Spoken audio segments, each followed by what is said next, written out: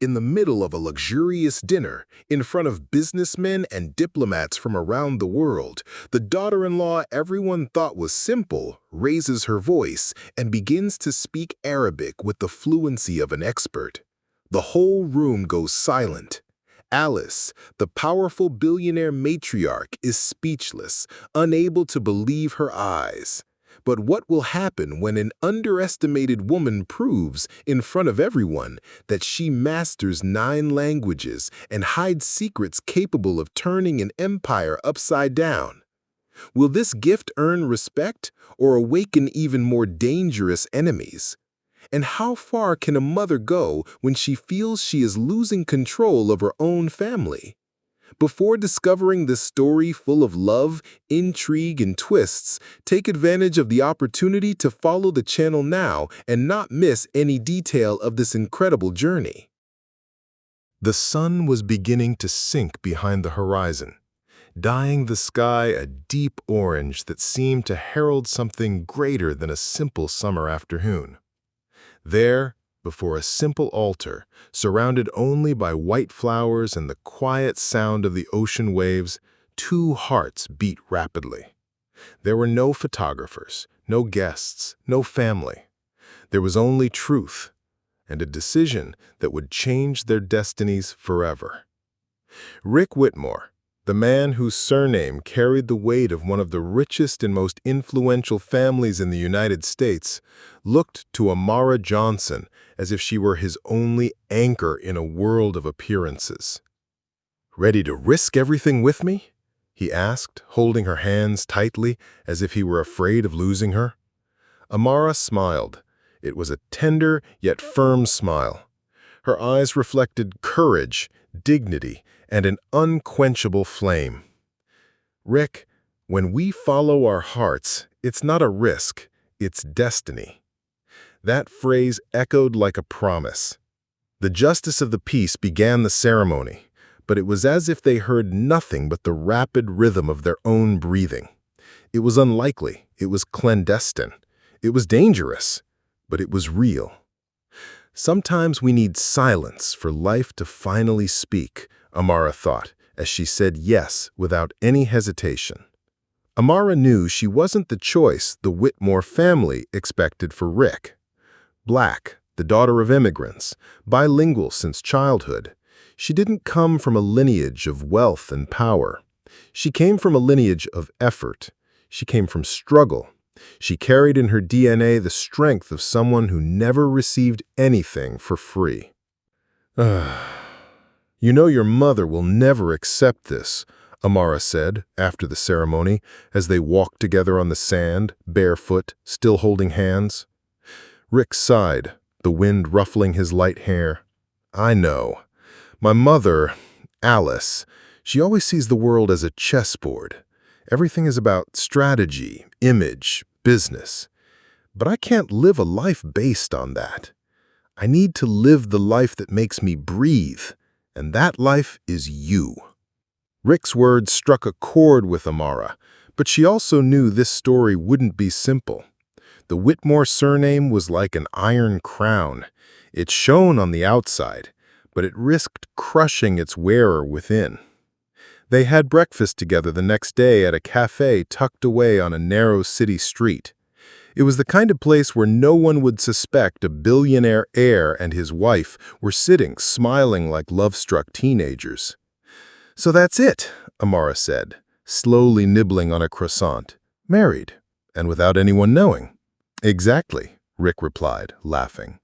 "It's our secret, our pact." Amara joked, "I never imagined that my first big secret would be to be your wife." Rick looked at her tenderly. Love, sometimes, is the greatest silent revolution. Despite the laughter they shared, the shadow of Alice Whitmore was always present between them. Rick had explained it countless times. "My mother doesn't trust anyone. She thinks everyone wants to be part of the family out of self-interest. And, Amara, I know she'll try to break us up if she finds out now." "But don't you think that sooner or later the truth will come out?" Amara asked. "Of course it will. But until then, we will build our strength." He held her face in his hands and added, "You're not just my wife, you're my life partner."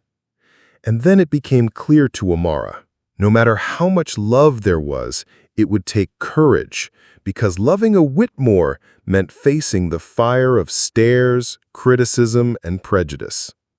That night, alone in her small hotel room, Amara reflected on the path she had taken to get there.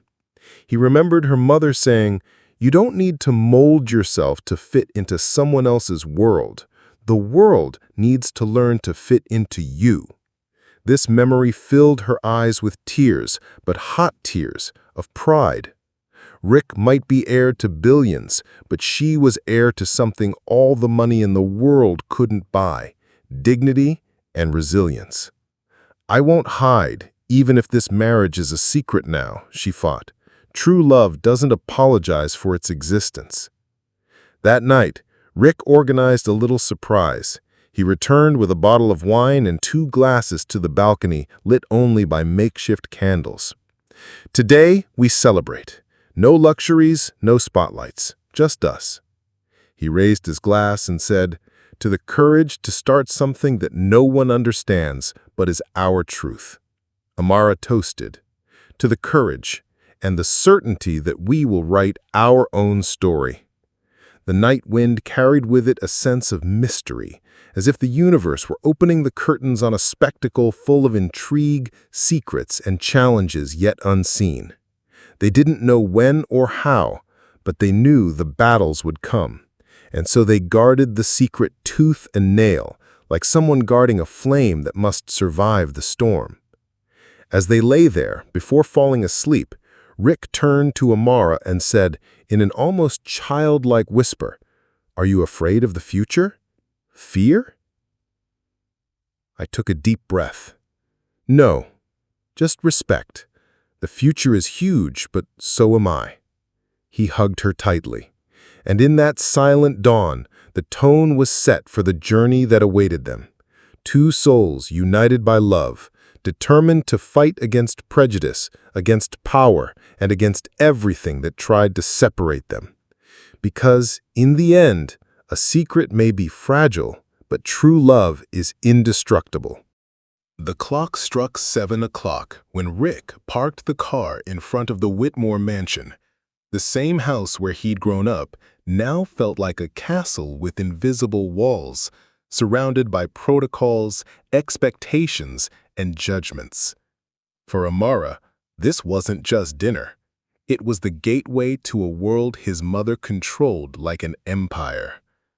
Amara took a deep breath, adjusted the navy blue dress Rick had chosen for her, and smiled nervously. "Are you sure you're ready for this?" he asked. Rick took her hand immediately. "No, I don't, but I'm ready because I'm with you." That sentence warmed her chest. Yet, inside, a mixture of insecurity and determination stretched like a thread stretched to its limit. "I may not belong in this world, but no one will say I don't deserve to be here," she thought. Alice Whitmore appeared at the entrance to greet them. She wore a flawless silk dress, discreet pearls, and that piercing gaze that always separated allies from enemies in seconds. "Rick," she said, hugging her son formally. Her eyes, however, immediately fixed on Amara. Alice's smile was polite, but there was an almost mathematical coldness in her voice. "And this is—" Rick responded firmly, holding his wife's hand. "Mom, this is Amara Johnson, my partner." Alice raised her eyebrows slightly. "Delighted. I hope you're comfortable today. Our dinner is just a simple reception. Some longtime family friends will be in attendance." A simple reception, Amara thought, as she entered the hall filled with sparkling crystals, gold chandeliers, and a table set with rare wines. The atmosphere was more intimidating than welcoming. The guests began to arrive. They were investors, diplomats, ambassadors. People of various nationalities, each greeting Alice in different languages, as if she were part of a grand spectacle. Rick understood the game. His mother had organized this dinner not out of hospitality, but as a veiled test, a social battleground. Amara maintained her poise. She spoke naturally, asked about personal stories, and let her genuine empathy shine through. It was impossible not to notice how her presence brought lightness to the atmosphere. But Alice wouldn't be defeated so easily. During the toast, she made a point of raising her glass and announcing, "Tonight we have the privilege of bringing together the world's great minds. May nothing be lacking in harmony, except perhaps a good interpreter for our conversations." Some guests chuckled quietly. It was at this point that an Arab businessman asked to speak. He spoke in formal Arabic, proposing a reflection on international investments. Alice, with a measured expression, asked, "Please bring an interpreter." Before anyone could move, Amara calmly intervened, looking at the businessman. He said he believes in partnerships that cross borders, where trust is worth more than contracts. The entire hall fell silent. Alice blinked in surprise. "Do you understand Arabic?" Amara smiled, without arrogance. "I understand. I speak with pleasure." The Arab businessman smiled and responded directly to her, delighted to be able to speak without barriers. Amara responded in the same tone, fluent and confident. It was then that a French ambassador struck up a conversation in her own language. Without hesitation, Amara responded. Shortly after, an Italian diplomat joined the conversation, and again Amara joined in naturally. In just a few minutes, she switched between 9 different languages: Arabic, French, Italian, Spanish, German, Russian, Mandarin, English, and even an African dialect that completely surprised the guests. The admiring gazes multiplied. The dinner, which had begun as a silent ambush, turned into a display of unexpected brilliance. Rick watched his wife with pride in his eyes, murmuring in his mind, "That's it. She doesn't just belong in this world, she lights up this world." Though the guests applauded and were spellbound, Alice sensed something else: menace. Every word, every natural translation from Amara spoke not only of intelligence, but of a sophistication that could not be denied. "Very impressive," she said, forcing a smile. "I confess I wasn't expecting it." Amara replied politely, "Languages have always been a bridge for me. It's amazing how much smaller the world becomes when we learn to speak to each other." The sentence echoed like a lesson. Some guests murmured in approval. But Alice only thought, "This woman is not just stealing everyone's attention, she is more dangerous than I imagined." On the way out, when dinner was over, Rick held Amara's hand and whispered, "You won, Amara. All my mother wanted was to put you down, and you shone." Amara smiled tiredly but confidently. "I'm not here to win battles against your mother, Rick. I'm here because we chose to be together." Rick kissed her lightly and said, "Today you reminded me of something I never want to forget. Strength is not in those who have the most money, but in those who have the most truth." And so the two of them left, while Alice's figure watched from the window with a dark, calculating look. More than ever, it was decided she would not allow Amara to take her place in her empire. Amara didn't know it yet, but that dinner wasn't the end of her ordeal. It was just the beginning of a silent war, where love and power would clash. Dinner wasn't over for Alice Whitmore. For any other guest, it had been a glamorous evening, marked by good conversation and Amara Johnson's brilliant talent. But for Alice, every smile from her daughter-in-law sounded like a silent defeat. At that very moment, as I watched from the window, I already felt the need to act. It needs to be neutralized, now, before it takes root. In the days that followed, Alice reached out to discreet contacts, former ambassadors, university professors, and former acquaintances in strategic positions. She requested information about Amara as if assembling a dossier for a war. What he found, however, wasn't dirt. He uncovered a solid but disturbing history. Amara had won international scholarships, represented universities at conferences, worked in embassies and on diplomatic projects. Her record was clean, exemplary, and difficult to attack. And it was there that Alice understood. When there is no real weakness, an apparent weakness is created. If she is made of light, I will cast a shadow, and under the shadow, everyone doubts the light. During an intimate lunch with Rick, Alice chose her words like someone putting poison in a glass of wine. "Rick, dear," she began, absently stirring her spoon in her tea. "This girl, Amara, is truly charming." Rick raised his eyebrows, surprised by the seemingly cordial tone. "I'm glad you recognize that. She really is amazing." Alice sighed, letting out a look of false concern. "But you know, people who travel a lot, who appear in different places around the world, aren't always just seeking knowledge. Sometimes, Rick, people like that have secrets." Rick became serious. "What are you trying to say, Mom?" "Nothing." Alice touched his arm lightly. "Just open your eyes. The Whitmore name is valuable. It attracts interest. It's my job as a mother to make sure you don't fall into any traps." The words echoed like tiny cracks trying to make way in Rick's confidence. A few days later, discreet rumors began to circulate among business people close to the family. Rumors that Amara had used scholarships and diplomatic positions in an overly opportune manner.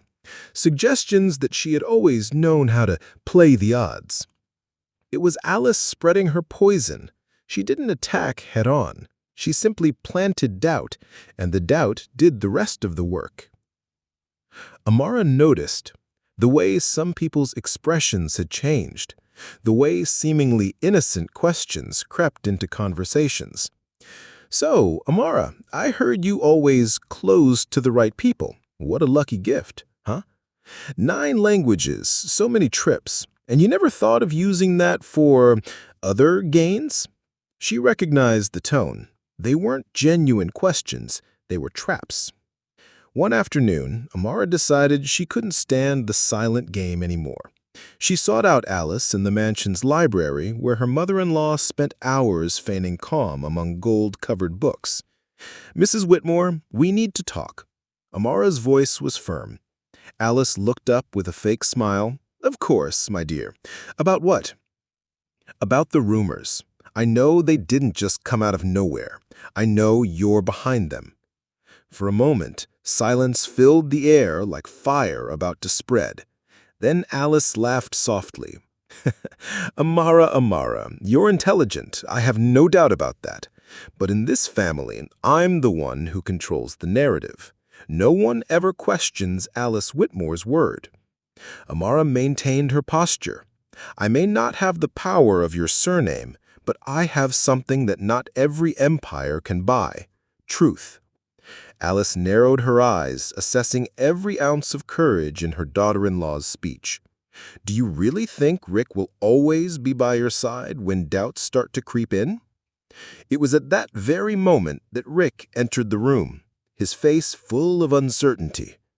"What are you talking about?" he asked, looking from one to the other. Alice stood up instantly, her hand on her chest like an actress caught in a drama. "Nothing, dear. Just a little discussion about trust." Amara looked at Rick, her heart sinking because she saw in his eyes the question she never imagined she would face. What if my mother is right? That night, Rick couldn't sleep. Lying beside his wife, who lay awake in silence, he felt as if he were caught between two forces that couldn't reconcile. "Amara," he murmured, turning to her, "I believe you, but is it true that your life has always been surrounded by opportunities? You've never missed anything?" Amara closed her eyes for a moment, hurt not by the question, but by the distrust. "Rick, everything I've achieved has been through hard work. A scholarship isn't a purchased opportunity, it's a merit. Working in embassies wasn't a privilege, it was discipline. If you can't see that, maybe the doubt isn't in me, but in you." She got out of bed, leaving Rick alone with his thoughts. Alice, in her suite, toasted alone with a glass of wine. She whispered to herself, satisfied. The first step has already been taken. Now it's only a matter of time before this union falls apart. But what she didn't know was that even as she plotted, Amara was already beginning to draw on her greatest weapon, not the past, but the present. If her mother-in-law wanted to fight with shadows, she would learn that no one is stronger than those who live in the light of truth. The silence in that mansion was almost unbearable. Since their last confrontation, Amara had felt the tension creeping through the hallways, as if every wall had heard Alice Whitmore's poisoned whispers. Rick was torn. His love for his wife battled with his mother's manipulation, and Amara, despite her broken heart, knew she couldn't just wait for Rick's trust. She needed proof. She needed to turn the tables.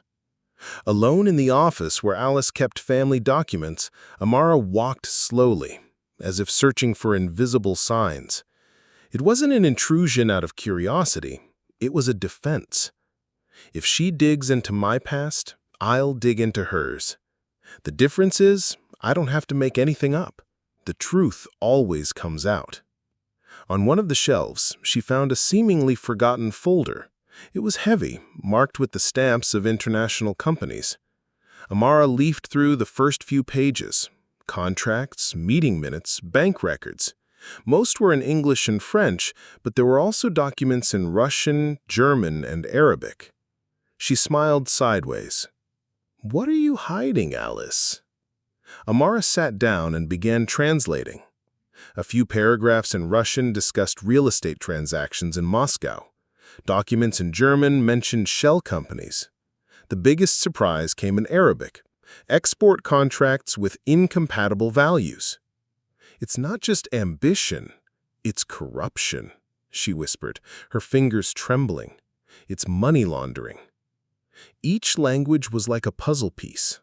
Only someone with her background and experience could decipher it. Anyone else would see only numbers and signatures. But Amara could read between the lines, the dirt hidden in multiple languages. Suddenly, the memories of the accusations Alice had leveled against her seemed ironic. She accuses me of being self-serving while she herself feeds a dirty empire. That night, when she returned to her room, Amara looked at Rick, who was working silently on his laptop. She wanted to tell him everything at once, but she took a deep breath, hesitated. If I throw this out now, he might not believe me. I need more, unquestionable proof. I want the world to force her to explain herself. She decided to keep the information to herself, for now. But inside her, a strategic flame had ignited. She wouldn't just defend herself, she would expose Alice. In the following days, Amara began discreetly approaching some investors linked to the Whitmore family. She didn't speak openly about the crimes, but she did drop small remarks at social gatherings. Curious how certain signatures appear in contracts from different countries with shell companies, isn't it? Did you know that some international agreements can conceal values that don't reflect reality? People initially looked at her strangely, but gradually, thanks to the credibility Amara exuded, they began to doubt the unshakable perfection of the Whitmore empire. Quiet rumors surfaced, uncomfortable questions arose, and Amara knew she was building a web. Alice, for her part, noticed that something was out of control. "Why are these investors so aloof?" she asked one of her advisors irritably. "I don't know, ma'am. It just seems like there's been some recent conversations, little doubts popping up." Alice gritted her teeth. "Recent conversations," she murmured. It was like an instinct. And that instinct whispered a name: Amara. When they were alone in one of the mansion's corridors, Alice looked at her daughter-in-law coldly. "I find it admirable how you move among people, always with beautiful words, always so convincing." Amara held her gaze. "I only speak the truth, and the truth is something that tends to bother those who live by artifice." Alice almost lost her composure. "Who do you think you are to stand against me?" "I'm not against you, Alice. I'm just in favor of the truth. If this feels like an attack, maybe you should think about what you're hiding." Alice was speechless for a few seconds. This was more than boldness. It was a declaration of war. Meanwhile, Rick found himself increasingly caught in the crossfire. On one hand, Alice cast doubt on Amara. On the other, Amara seemed to know more than she was saying. There was something in her eyes, a determination he recognized, but didn't understand.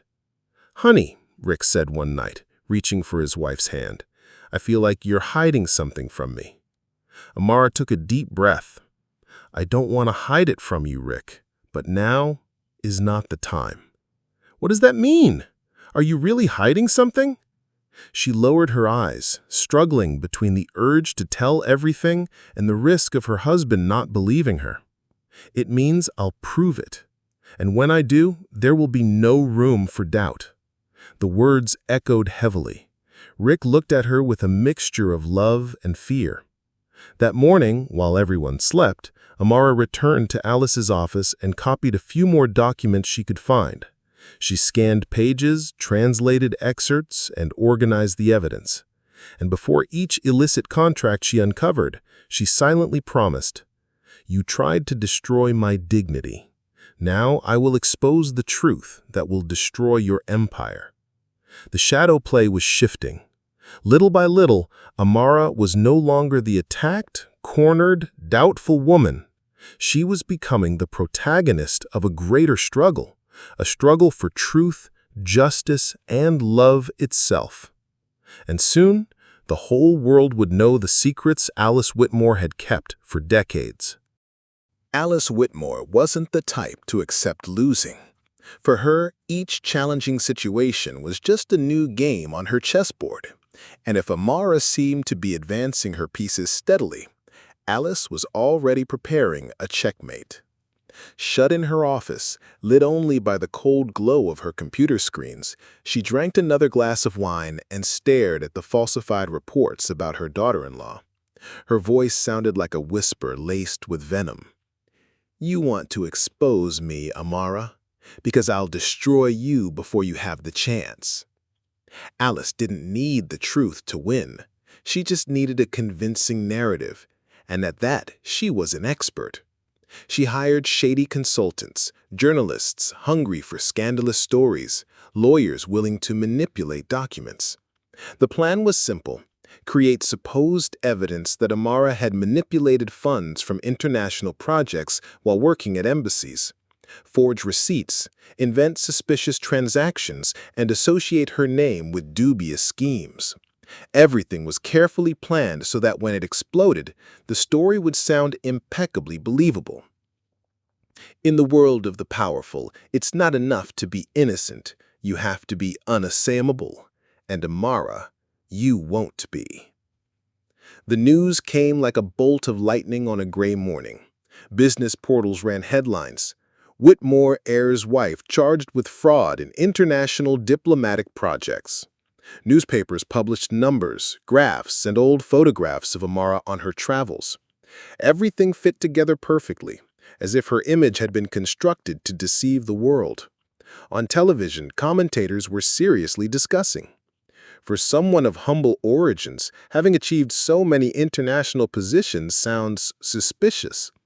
It's possible she used privileged contexts and information. Every word was another arrow fired at his reputation. Seeing the headlines, Rick felt the ground disappear beneath his feet. He looked at Amara, newspaper in hand, heart pounding like a drum. "Amara, please, tell me this is a lie." She, sitting on the edge of the bed, raised her face, her eyes firm and wounded at the same time. "Rick, do you still need to ask?" "But the documents, the reports, it's everywhere." Amara stood up. Her words came out like knives tempered with pain. "Rick, look at me. I'm the same woman you swore to love. Are you really going to let cold papers and fabricated lies weigh more than our life together?" Rick swallowed. Part of him wanted to hug her and tell her he believed. Another part, tainted by doubt, trembled.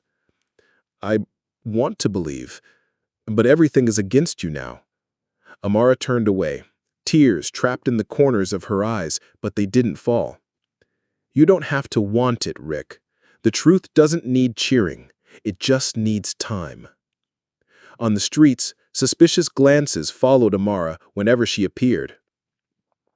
"There goes the gold digger who tricked Whitmore," some whispered. During her volunteer work with immigrant communities, even former friends began to quietly ask if it was true. What Alice wanted most was happening. Amara was being crushed, not by the law, but by public opinion. But Amara knew her strength. She knew she couldn't give in to the role of victim. "They may try to tarnish my name," she said to herself in front of the mirror, "but no one can take the truth from me." Alice celebrated, silently. For her, the plan was a triumph. "Now, my dear, no one will see you as an inspiration, only as a fraud," she said, looking at a newspaper clipping with Amara's face on it. But in her arrogance, Alice forgot the most important thing. The higher a lie rises, the harder it falls when the truth appears. While everyone believed Amara was cornered, she was working in the shadows. Reviewing the contracts he had collected, she cross-referenced information and connected the dots. She recorded recent memories and archived Alice's suspicious conversations. Until one night, while discreetly reviewing an audio recording of document manipulation tactics, she noticed a precious detail. Alice's voice captured in a conversation with an accomplice, admitting to using shell companies. Amara smiled. "Alice, you yourself just gave me the key to turning this game around." Rick, on the other hand, felt broken. One rainy night, he went to Amara. She was sitting in her office, papers scattered around her, focused. "Love," his voice was almost a whisper. "I don't know who to believe anymore." Amara stood up, walked over to him, and cupped his face with both hands. "Then believe whoever looks in your eyes, Rick. Believe what you feel here." She placed her hand on his chest. "Because truth lives where fear cannot enter." He cried silently, hugging her. And in that moment, even though he still had doubts, love once again became greater than any headline. Alice still believed she was in control, but Amara was getting closer and closer to revealing everything. Because deep down, she knew. Lies are like sandcastles, beautiful from afar, fragile up close. And it would take only one tide to bring down Alice Whitmore's entire fortress. The storm seemed to have reached its peak. The newspapers still plastered Amara Johnson's name in bold letters, and the Whitmore's daughter-in-law's reputation was under constant attack. But behind the silence and resilient expression, Amara worked as a battlefield strategist. She knew that fighting Alice required more than resistance. It required a sure blow, an indisputable proof. And that proof would soon come. On a sultry night, hidden in her makeshift office, Amara reviewed audio recordings of meetings and conversations she'd managed to intercept through discreet contacts. Her mind focused on every detail, every suspicious intonation.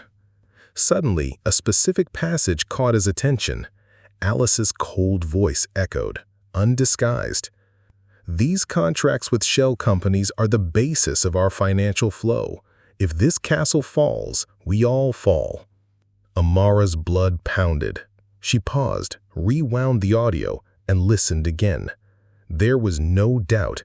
It was Alice admitting, in her own voice, that she was involved in money laundering schemes. Her breathing quickened. "That's it," she murmured, her eyes welling up. "The tide has turned." On a sultry night, hidden in her makeshift office, Amara reviewed audio recordings of meetings and conversations she'd managed to intercept through discreet contacts. Her mind focused on every detail, every suspicious intonation. Suddenly, a specific passage caught his attention. Alice's cold voice echoed, undisguised.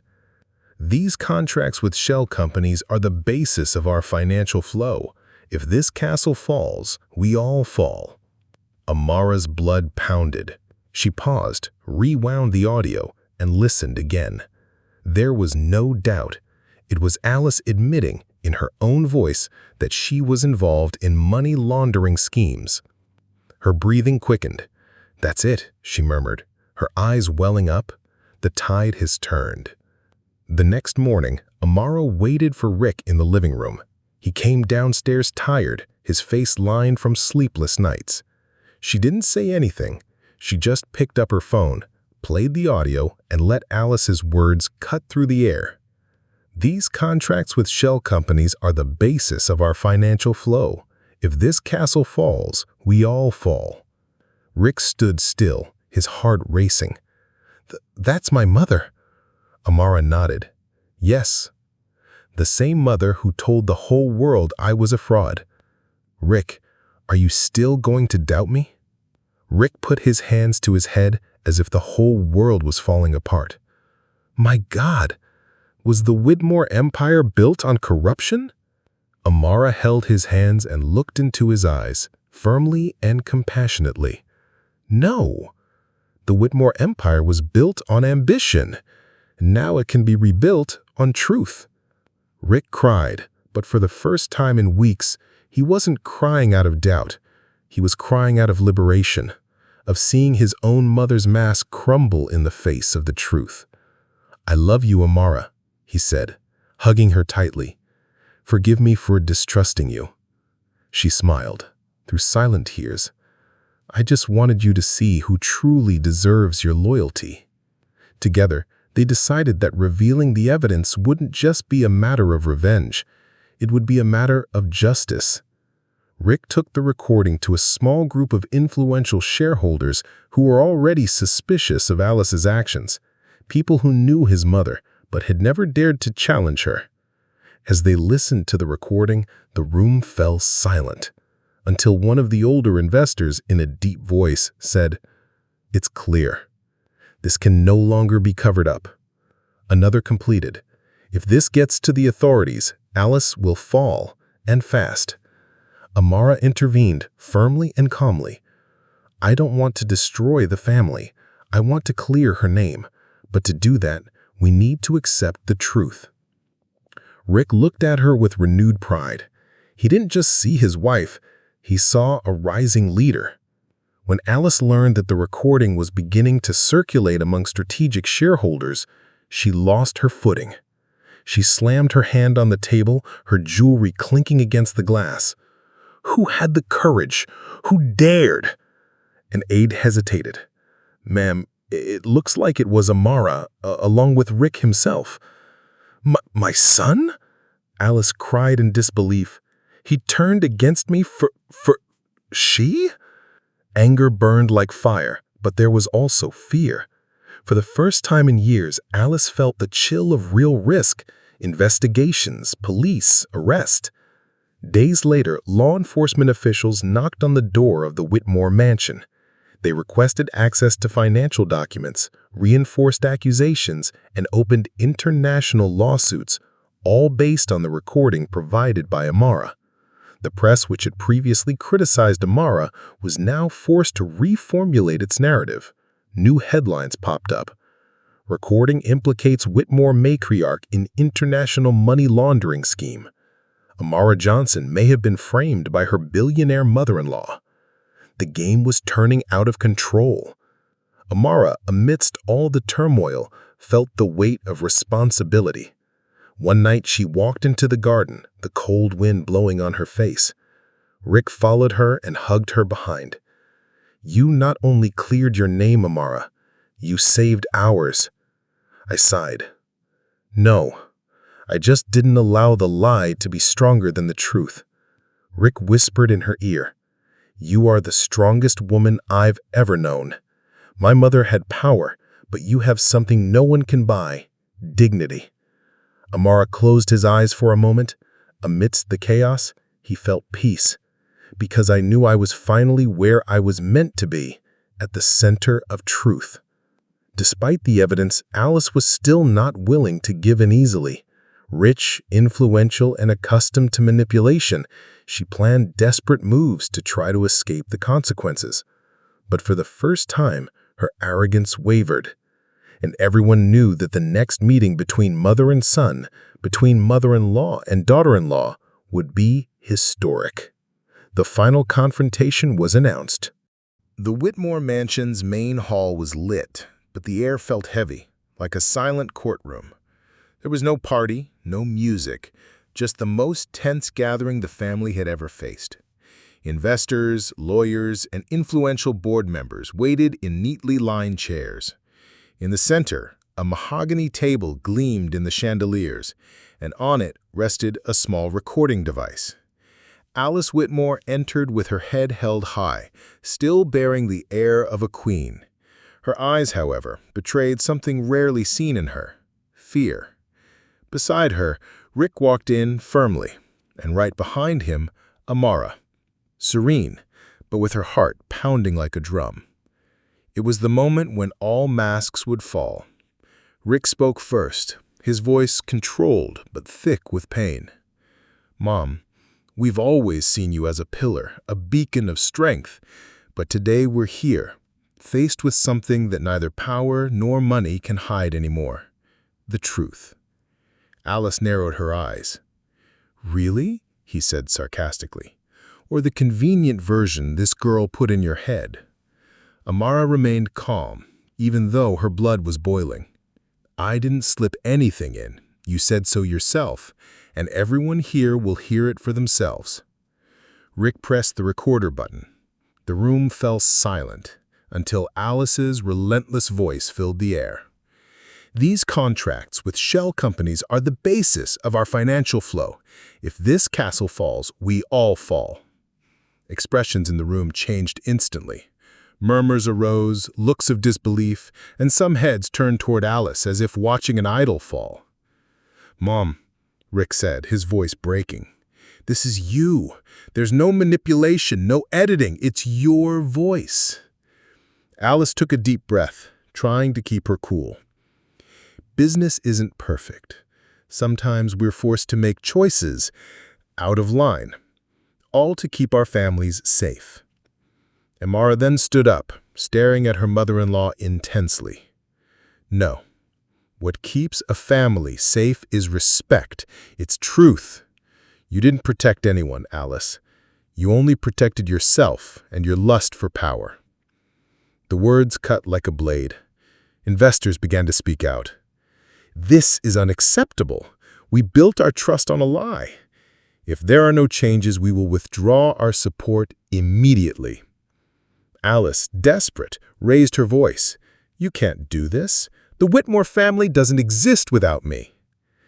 It was then that Rick slammed his hand down on the table. "Enough!" he shouted.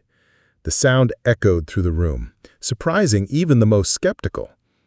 "Mom, if you still love this family, if you still love me, hand it over. Turn the business over to me and Amara. It's the only chance to save the Whitmore name." Alice was shocked. For the first time, her own son was against her, with unwavering firmness. Taken by the survival instinct, Alice tried one last move.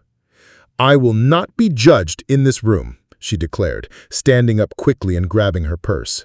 "You may think you've won, but I'm Alice Whitmore." She started toward the door, But before she could leave, 2 law enforcement officers were already waiting for her.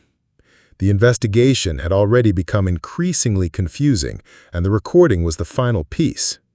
Ms. Whitmore, you are being held for questioning regarding international financial crimes. The entire room froze. Alice couldn't believe it. She, who had always controlled everyone, was now being let out under the stern gaze of her own family. When the door closed, there was a heavy silence. Rick took a deep breath, looking at Amara with teary eyes. It finished. No, Rick. It's starting now, because everything that fell apart today makes room for something new, something real. The investors stood, some already approaching to shake Rick's hand, and especially Amara's. They no longer saw just a wife. They saw a leader, someone capable of speaking 9 languages, but also the most powerful of all, the language of truth. Rick, in front of everyone, made an announcement.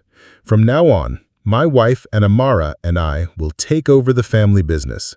Our priority will be to rebuild this empire with ethics, transparency, and responsibility. One of the investors raised his voice. And it will be an honor to walk with you in this new chapter. The applause began timidly, but soon filled the hall. It was like a symbolic baptism, confirmation that the Whitmore throne was finally in worthy hands. Amara looked at Rick and said emotionally, "Today you broke the chains of fear. Today you chose who you truly are." Rick smiled, hugging her tightly. It wasn't just choice, Amara. It was liberation. That night, as they watched the mansion now plunge into stillness, Amara mused quietly. Legacy isn't about leaving behind riches, Rick. Legacy is about leaving behind dignity. He kissed her on the forehead and replied, "And that's what we are going to build together. A clean, fair, and humane legacy." And so ended Alice Whitmore's reign, not in glory, but in decline. And a new cycle began for Rick and Amara, not of power for power's sake, but of transformation through love and courage. Because in the end, true power is not controlling people. The real power is to change their lives with the truth. Whitmore Manor has never been the same since Alice's fall. The corridors, once filled with ostentatious luxury, now seemed lighter, less silent, as if even the walls were breathing a sigh of relief.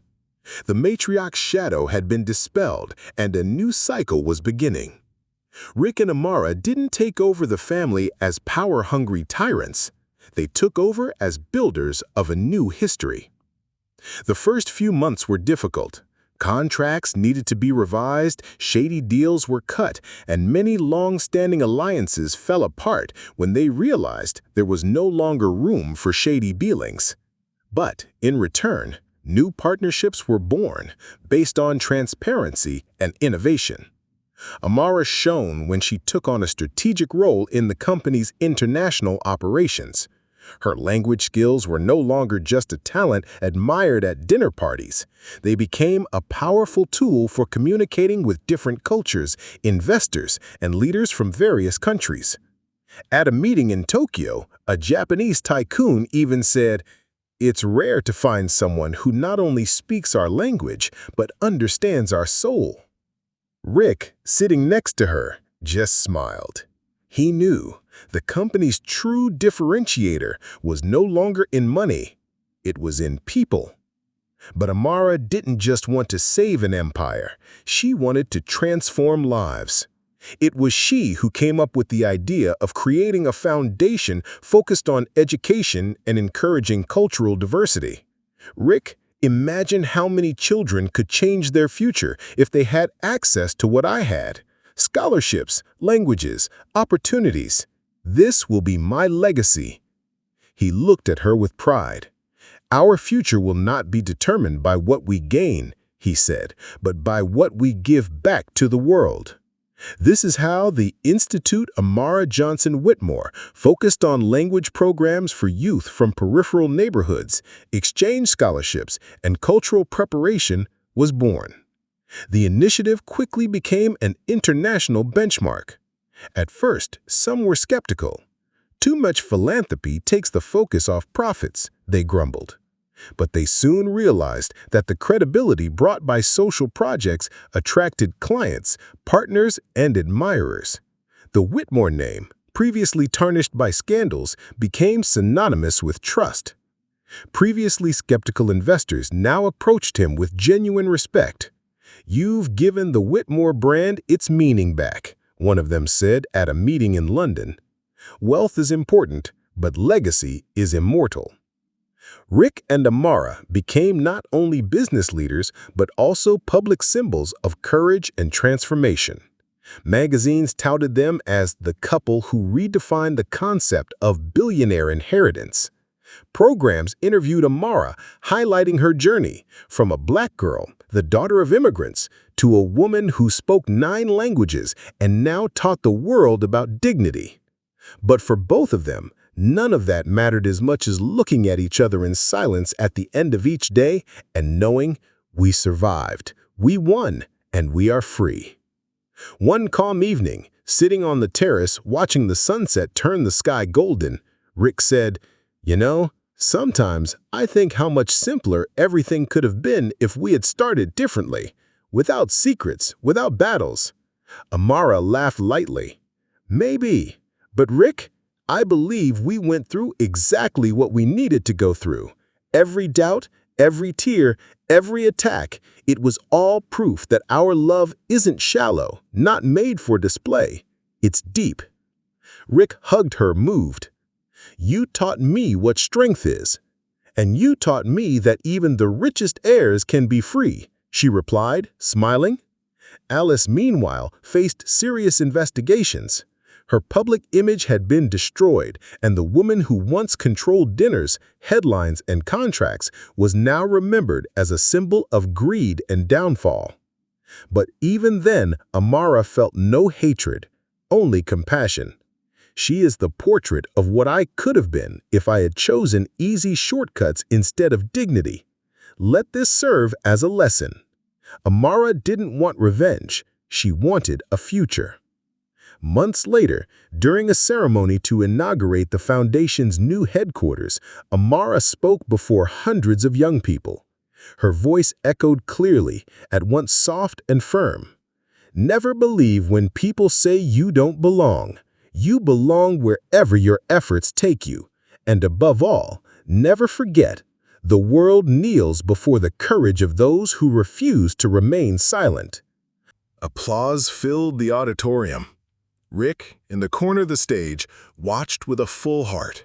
He knew that his family, once marked by corrupt power, now entered history as a beacon of transformation. Back home, Rick said, "We're just getting started, Amara." She smiled, looking up at the stars. "Yes, love is not the climax of our story. Love is the starting point." And so, Rick and Amara Whitmore proved that true victory is not in winning wars for power, but in building bridges that last forever. Their future wasn't just promising, it was bright. If you were moved by this story full of love, courage, and transformation, don't miss out on the next inspiring chapters to come. Follow the channel to continue watching intense stories full of suspense, life lessons, and unforgettable characters. Here, each narrative is designed to touch the heart and spark deep reflection. Because stories are not just to be read, they are to be lived with you.